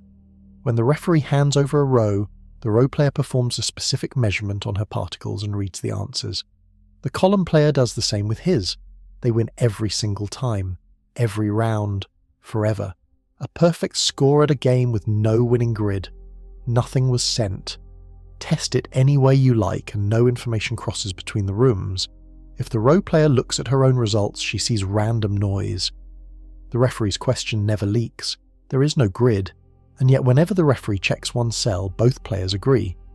The grid is created by the question, in the moment, in a way that stays consistent no matter which cell you look at, while never existing as a whole. Richard Cleave, Peter Hoyer, Ben Toner, and John Watrous laid this out formally in 2004, and it detonated under the detectives' feet. The whole theory of two suspects assumed that separation means the same thing it means in a police station. It does not. Entangled suspects are separate by every physical definition and correlated in a way that no shared plan can imitate. Every theorem about two claimants was suddenly suspect. All that beautiful work resting on a beam that quantum mechanics had quietly replaced with something stranger. The natural reaction was gloom. Cheaters got a new tool. The referee got weaker. Some results would have to be thrown out. Everyone assumed entanglement was damage. It was the opposite, and the discovery of that fact took 15 years and ended in a 200-page proof that broke 3 fields at once. For 15 years, the field treated entangled suspects as a problem to be contained. The instinct was obvious. Cheaters with a new resource are cheaters who cheat better. Researchers set out to measure the damage, hoping to prove the referee could still be trusted. The results kept coming back wrong. Every time someone measured how much power the referee lost, the answer was that the referee had gained. Slowly at first. Small results showing the entangled version could still handle everything the old version could. Then bigger. Then a moment in 2019 when Anand Natarajan and John Wright proved something that made no sense. A referee facing 2 entangled suspects can verify problems vastly harder than anything he could verify facing 2 honest ones. Read that again, because the shape of it is upside down. Giving the suspects a tool for coordinating without communicating makes them easier to catch lying about harder things. Here is the intuition, and it is one of the loveliest reversals in modern science. Entanglement is a resource the suspects need. Certain games can only be won perfectly by players holding a very specific entangled state, arranged in a very specific way. The magic square grid is 1. Win it every time and you have proved what is inside your box. That turns the game into a test. The referee cannot open the boxes. He cannot measure the particles. He cannot even understand what the suspects are holding. He can only ask questions and compare answers, and if the answers are perfect, the referee knows with certainty that the suspects are holding an exact quantum state that he specified. He controls them through their own cheating tool. The referee can now say something like this: hold 1,000,000 entangled pairs, arranged like so. Measure the 412,000th one in this direction. Tell me the answer, and he can verify all of it without trusting them, without measuring anything, by comparing 2 strings of digits. The suspects are no longer suspects. They have become a machine the referee is operating by remote control, using their own resource as the leash. This is called self-testing, and Dominic Mayers and Andrew Yao invented the idea in the 1990s, and it is the hinge of everything that follows. So the referee's power grows with the amount of entanglement he can force the suspects to hold. Demand more entanglement, verify harder claims. Which raises a question with an obvious shape and a terrifying answer. How much can he demand? If you can force 1,000,000 pairs, you can force 1,000,000,000. If 1,000,000,000, 1,000,000,000,000. The referee's questions stay short. His coin flips stay cheap. The suspects do all the work. There has to be a ceiling somewhere. Every result in computer science has a ceiling. You climb, you find the wall, you write the paper, you go home. 5 researchers went looking for the wall. They found something else. They found a way to make the referee's questions fold in on themselves so that a game could describe a bigger game, which could describe a bigger game forever. And once you can do that, you can ask a question that no machine in any universe can ever answer. The trick that broke everything is called compression, and the idea behind it is close to magic. Start with a game, a big one. 2 players, separated, answering questions from a referee. The questions are long, the game is enormous, and running it would take an eternity. Now build a second game, a small one. The referee's questions are short. The game is quick. Compression says you can build the small game so that winning it is equivalent to winning the big one. The small game does not contain the big game's questions. It contains a description of them. The referee, instead of asking the huge question directly, asks the players to prove things about what the huge question would have been. The players end up doing the enormous work anyway. The referee's side stays tiny. You have squeezed a mountain through a keyhole. Now do it again. Take the small game and compress it. You get a smaller one. Compress that. Smaller still. Each round halves the referee's effort while the game underneath keeps its full difficulty. Here is where the flaw gives way. Since compression turns any game into a smaller game and it works on every game, apply it to a game that describes the compression process itself. Build a game whose rules say, in effect, play the compressed version of me. That game refers to itself. It unfolds forever. Play it, and inside it is a copy of itself, and inside that copy is another copy, and the nesting never bottoms out. This is the same move Kurt Gödel used in 1931 to break mathematics. He built a statement that talks about itself, and the self-reference tore a hole in the foundations of arithmetic that has never been repaired. It is the same move behind the sentence that says it is lying. G, Natarajan, Vedic, Wright and Ewan built the physics version, a game that describes its own compression, running forever, generating an infinite tower, and an infinite tower needs infinite resources. The players in this self-referential game are being asked implicitly to hold entanglement for every level of a tower with no top. Level 1, Level 2, Level 3, endlessly. No finite amount of entanglement covers a tower with no top. Compression is why the 5 researchers were writing 200 pages. Making it work requires the players to prove statements about their own measurements, verified by other measurements, all held together by the self-testing leash from the last chapter, with the error at every level kept small enough that the tower does not collapse under its own approximations. They spent years on it. The final paper ran 165 pages, and the thing they built has a property that nobody in the field had ever seen in a quantum game. Ask what score the players can achieve, ask for the best they can possibly do. The tower answers by running forever. It does not settle. It does not converge to a number you can name. To understand what that means, you need to meet the oldest impossible question in computing, written by a 23-year-old in 1936, 4 years before he broke the German naval code. Alan Turing was 23 years old, sitting in a meadow near Cambridge, England, when he invented the computer as a way of proving that some things cannot be computed. He was answering a challenge from David Hilbert, the same man whose infinite space became the home of every quantum state. Hilbert wanted a procedure, a mechanical recipe that could take any mathematical statement and grind out whether it was true. Turing gave him a machine, and then he broke it. Here is the question that did it. Write a program. Any program. Now ask, will it ever finish? Some programs obviously finish. Add 2 and 2, print the answer, stop. Some obviously never do, print the word hello forever. Most are not obvious. Write a program that hunts for a counterexample to some deep mathematical claim, checking numbers one after another, stopping only when it finds one. Will it stop? That depends on whether a counterexample exists, which is exactly the thing nobody knows. So Turing asked for a program that reads other programs and reports whether they finish. A universal checker. Then he proved it cannot exist. The argument is short and it is fatal. Suppose the checker exists.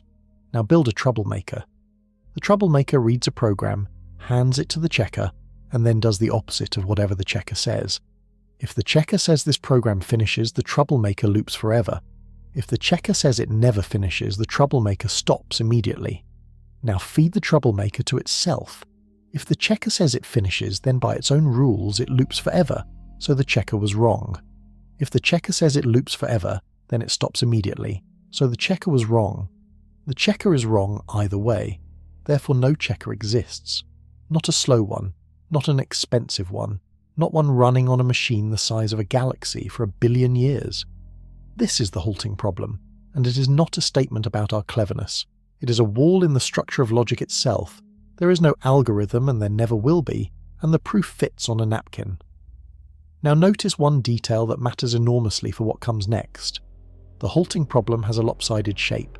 If a program does finish, you can find out. Just run it. Wait. It stops, and now you know. If a program never finishes, you can wait forever and learn nothing. You will never know whether it stops on the next step or the next century or never, so the question is answerable in one direction and unanswerable in the other. Computer scientists have a name for this lopsided family. They call it recognizable. You can confirm the yes cases. The no cases are silent. Every unanswerable question in mathematics has this flavor. Whether a Diophantine equation has whole number solutions. Whether two mathematical descriptions of a shape describe the same shape. All of them fold back to the halting problem. All of them are lopsided, and all of them are permanently provably beyond any machine.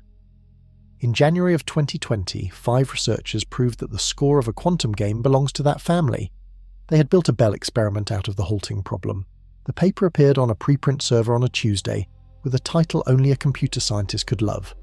5 letters, an equal sign, 2 more letters. MEP star equals RE.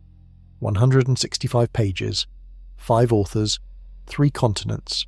Zhengfeng Ji, Anand Natarajan, Thomas Vidic, John Wright, Henry Yuen. Within a week, mathematicians who had never read a computer science paper in their lives were reading this one. Here is what the title says in plain language. A referee facing 2 entangled suspects can verify the halting problem. Put the pieces together and feel it land. Hand the referee any program. He builds a game from it, a set of questions to ask 2 separated players. He runs the game. He compares the answers. If the program finishes, the players can win the game perfectly. Every round. If the program never finishes, the players cannot get close. Their best score sits well below perfect by a fixed margin. So the referee watches the score. High score means the program halts. Low score means it never will. The referee has just answered the question Turing proved no machine can answer, using 2 boxes, some dice, and a scoreboard. He has not broken Turing's proof. Nothing has been broken. The referee is not a machine in Turing's sense because the players are doing something no machine can do. They are holding infinite entanglement. That is the entire content of the result, and it is where the physics lives. The game built from a halting program has a score that is only reachable in true infinity. The players need the endless tower from the compression trick, level after level with no top. If the program halts, the tower is climbable and the perfect score exists in the limit. And here is the fact that changes everything. If the players have any finite amount of entanglement, no matter how absurdly large, they fall short. Not slightly short, not shrinking toward the target, short by a fixed gap that does not close. Take a machine with 1 trillion doors, it falls short by the gap. 1 trillion, same gap. Every finite number you can name, the gap is still there, exactly as wide as before. Now compare that to every other infinity in this story. The electron's infinite self-energy yielded to a fence at small distances. The vacuum's endless ripples yielded to a floor. The infinite ladder of a trapped atom yielded to a cut-off at rung 500, and the error shrank as you kept more rungs. Every single one of them was approximable. The pixel faith held every time. This one refuses. There is no fence to draw because there is no distance involved. The infinity is in the number of doors, and cutting doors does not converge on the answer. It stalls permanently a fixed distance away. The approximation does not get better. It gets nowhere. And that single sentence, once you follow it back through the chain of equivalences from the last few chapters, kills a conjecture that a French mathematician wrote as a footnote in 1976. The proof that Terelson's problem has the wrong answer takes about a paragraph, once you have the result from the last chapter. It is one of the most elegant arguments in modern mathematics, and it works by putting 2 machines in a race that neither can win. Start with a Bell game. Ask for the best score 2 separated players can achieve. There are 2 ways to answer, and both were known for years. The first machine climbs from below. It tries the game with 2 doors per player and finds the best score, then 3 doors, then 4. It searches every possible measurement, every possible entangled state, and it keeps the best it finds.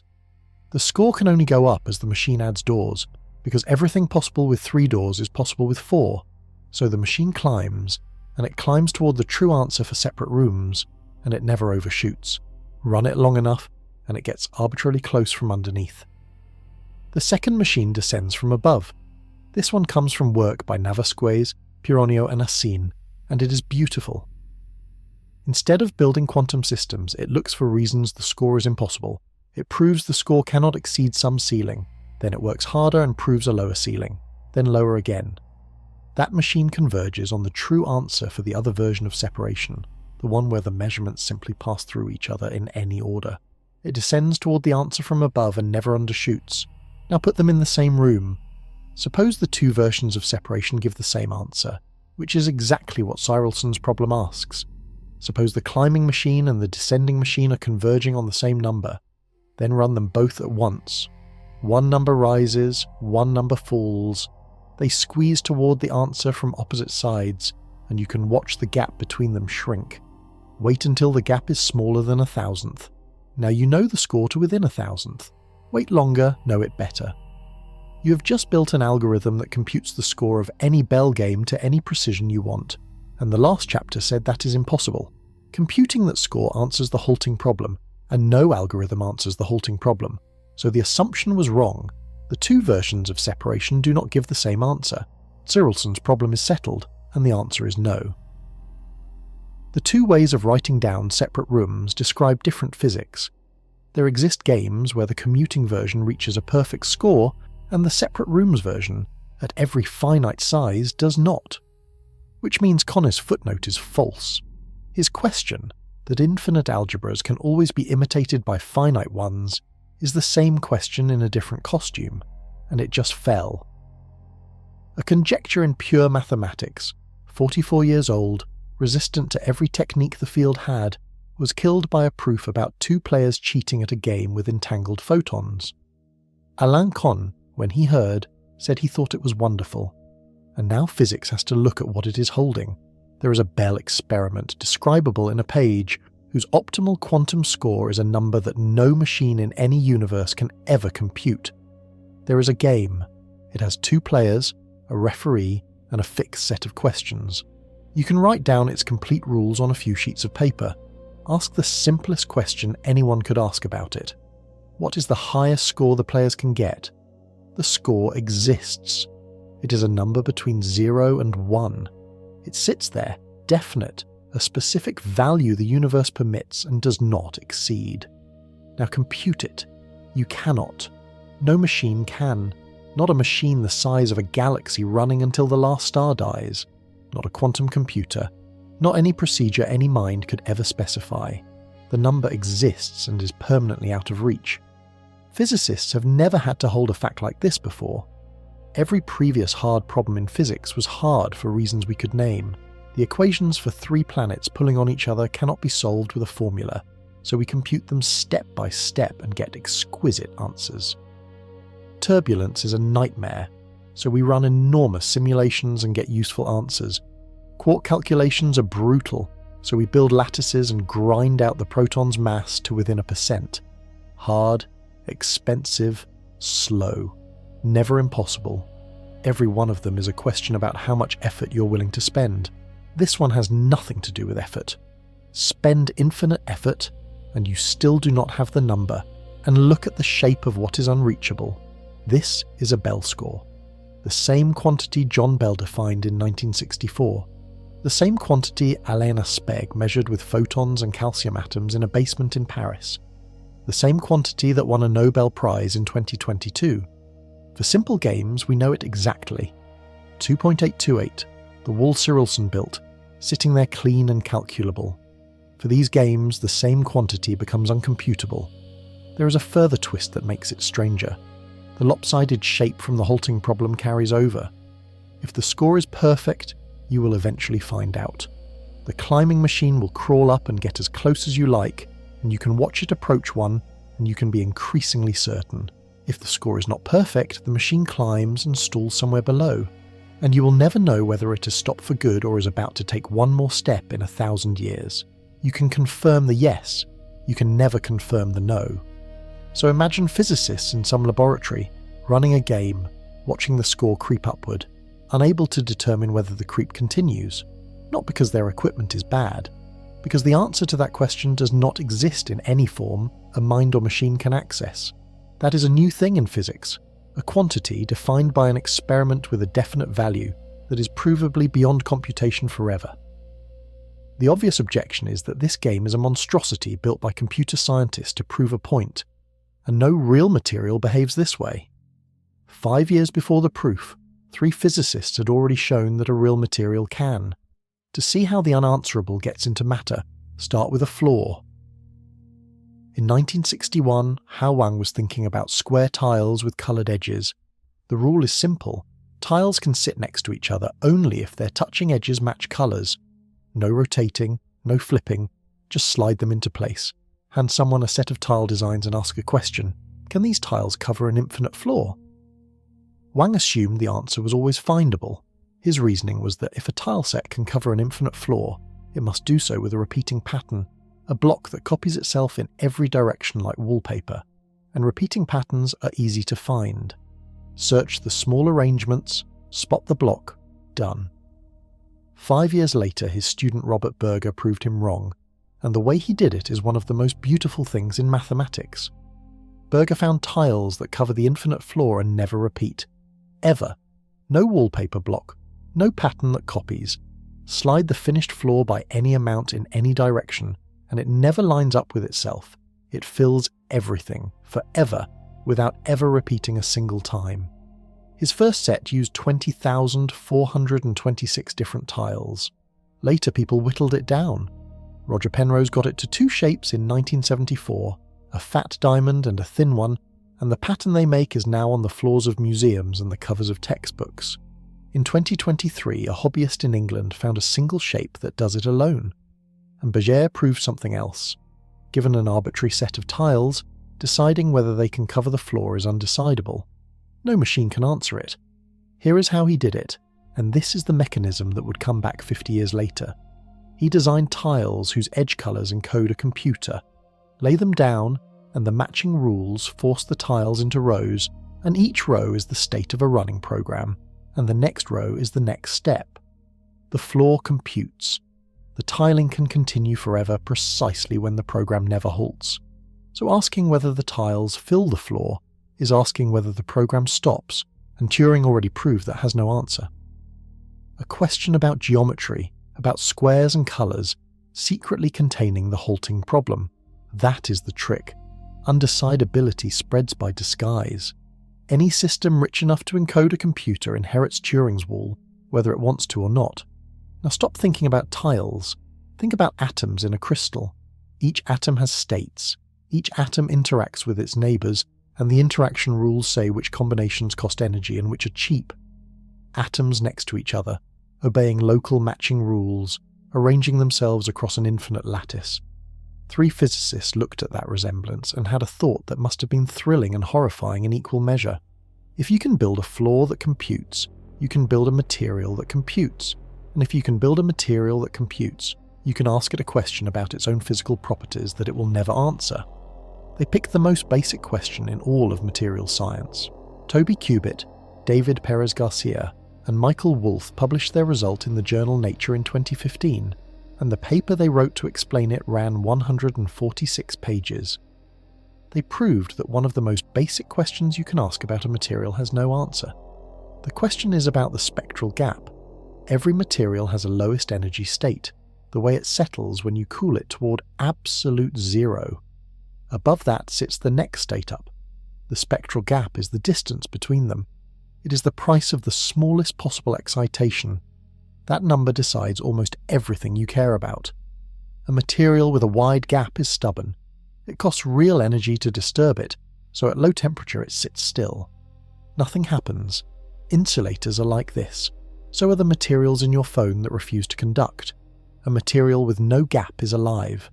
Excitations cost almost nothing, so the material is always shimmering with activity.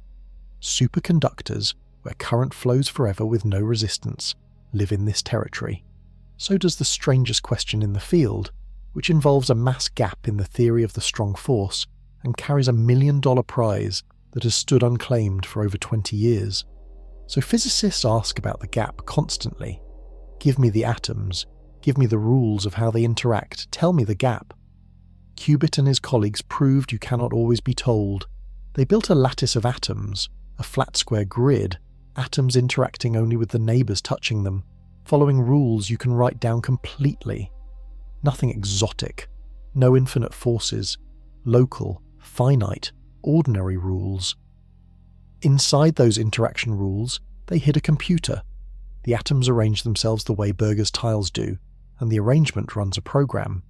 If the program halts, the material has a gap. If the program runs forever, the material has no gap.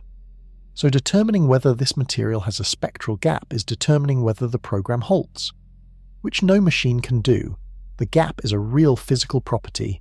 It is a number. Nature knows it. Cool the material down and it behaves one way or the other.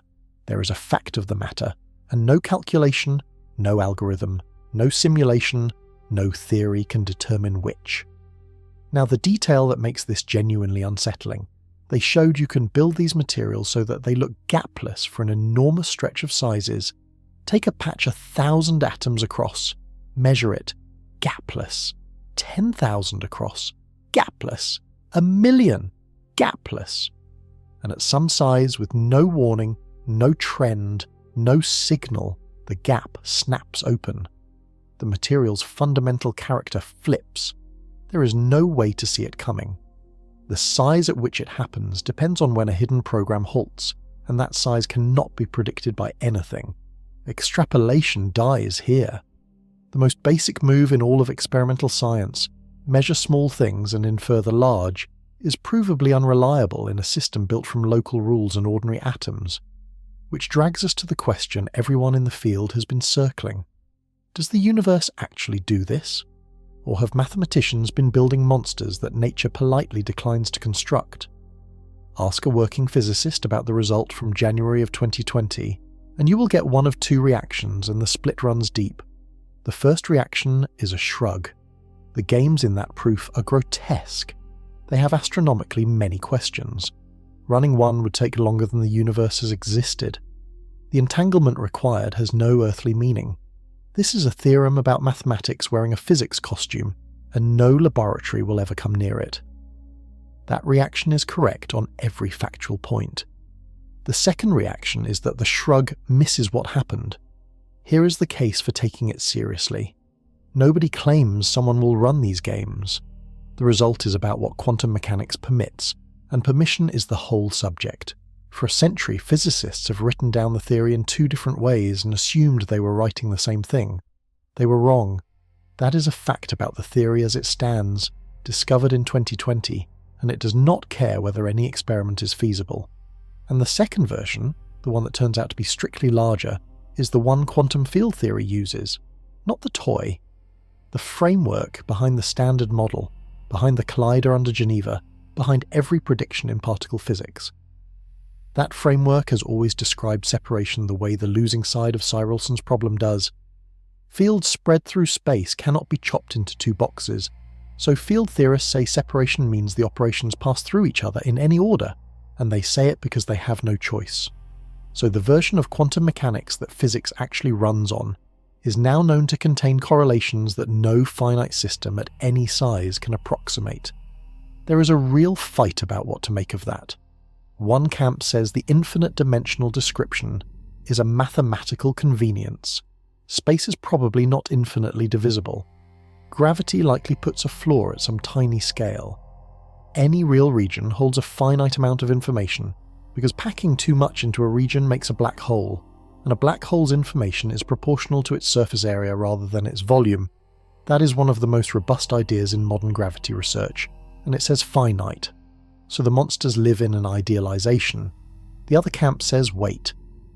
That argument assumes a theory of quantum gravity that nobody has. And every time physicists have declared an infinity to be a harmless idealization, it has come back with a bill. Look at the vacuum energy. Wrong by a factor of 10 with 120 zeros after it, sitting unexplained for 60 years. Neither camp can prove its case, and both know it.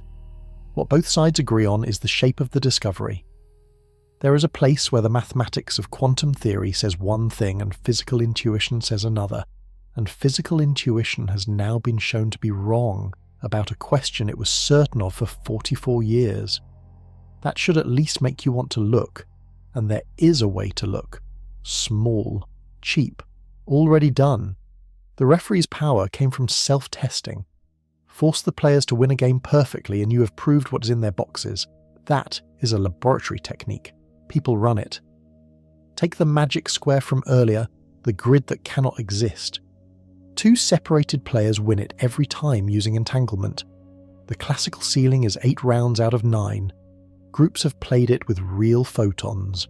The score comes in above the classical ceiling, and the experiments now push toward the perfect quantum score with all the loopholes closed.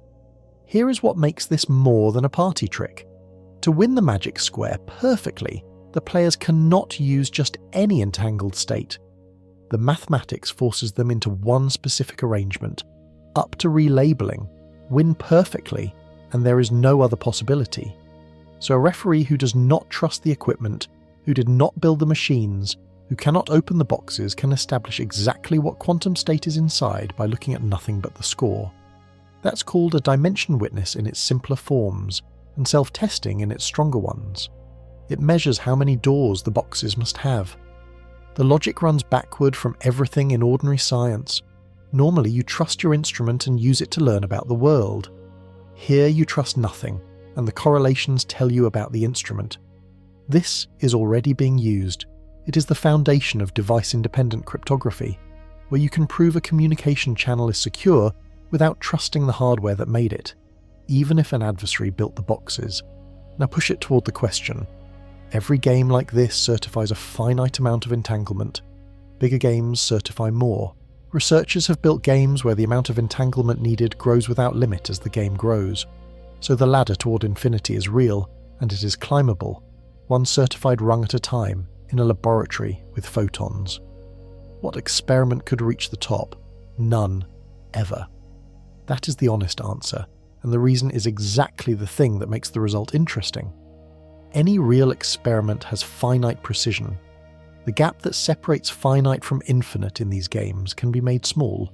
Push it below your error bars and the two possibilities become indistinguishable. You could run every experiment ever built and never see the difference. So the infinity in quantum space is real inside the theory, forced by a proof and permanently invisible to measurement. Physicists have met that situation before and it never ends comfortably. Nobody can see a quark by itself, and quarks are as real as anything. Nobody can see inside a black hole and return, and black holes are photographed. Something can be a genuine part of the world and refuse to appear in your detector. Which leaves the last question, and it is the one this whole story has been walking toward. If nature contains questions with no answers, what happens to the dream physics has been chasing since Newton? Physics has one method, and it has never changed. Find the rules, write them down, turn a crank, out comes a prediction. Newton did it with gravity and predicted the return of a comet. Maxwell did it with electricity and predicted radio.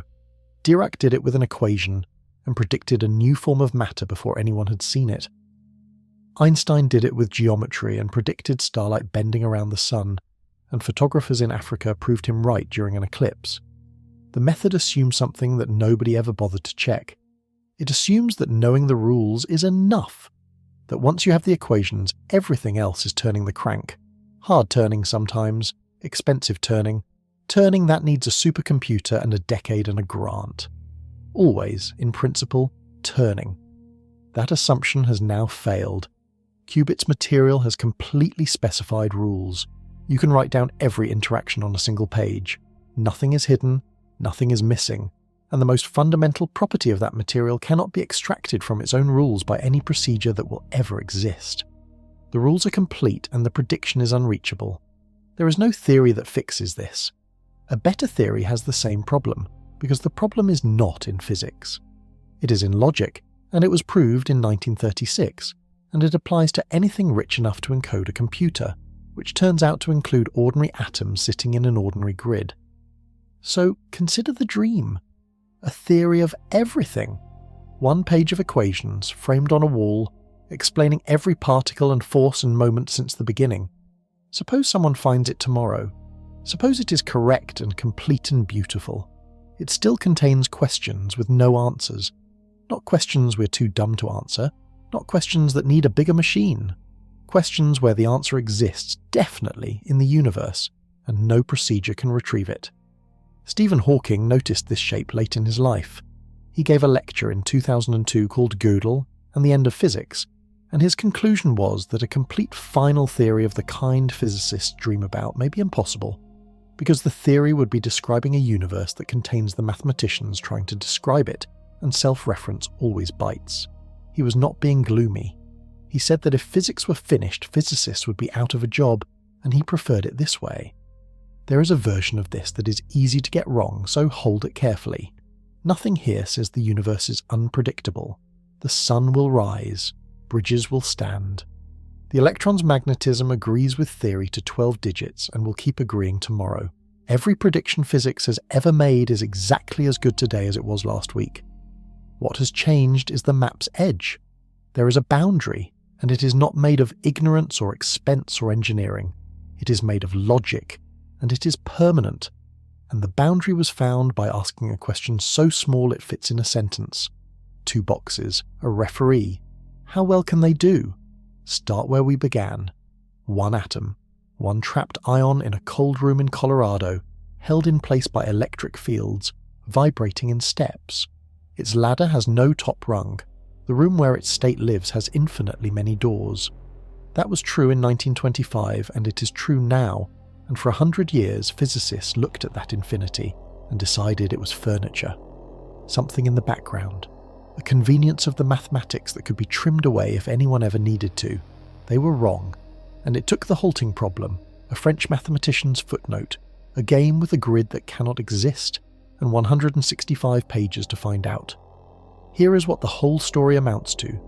Physics has been fighting infinity since Oppenheimer's electron came back weighing everything. And every fight was won the same way. Every infinity in a century of physics came from asking about distance, about going smaller without limit, and every one of them died the moment someone drew a fence and admitted the theory had a domain. The infinity in quantum space came from somewhere else. It lives in the number of ways a system can be, in the doors of Hilbert's room, and distance has nothing to do with it. There is no fence because there is nothing to cut, so it survived. It is the only one that did, and when 5 researchers finally forced it to show its hand, it turned out to contain correlations that no finite system can imitate at any size forever. It answered a question in pure mathematics that had stood since 1976. It proved that the 2 ways physicists have been writing down the phrase separate laboratories describe different worlds, and it left, sitting in plain view, a Bell experiment whose score is a real number that nothing will ever compute. Now think about what you are. You're made of atoms, and each one lives in a room with endless doors. The particles in your body are entangled with the particles around them constantly, in patterns nobody tracks and nobody could. Every breath mixes your air with the vacuum shiver, the same shiver that pushes 2 metal plates together in a dark box in a laboratory. The infinity is not out in the cosmos, waiting at the edge of the observable universe. It is not down at some unreachable scale, 1,000,000,000,000 times smaller than a proton. It is in the chair you're sitting on, in the water in your cells, in the light hitting your eyes right now, which is a ripple in a field that has infinitely many ways to ripple. You have been standing inside the strangest object in mathematics your entire life. And the last thing to say is the thing that makes physics worth doing. Every step of this story came from someone refusing to accept a comfortable assumption. Bell, doing forbidden philosophy on his holidays because the textbooks told him the question was dead. Sir Elson, publishing a correction to his own confident claim because he could not prove it after all. Conness, writing a footnote he did not think was important. 5 researchers spending years on a 200-page proof about a game nobody will ever play. None of them were chasing a discovery, they were chasing an itch. And the itch led here, to a wall at the end of what can be known, found by people who simply would not stop asking.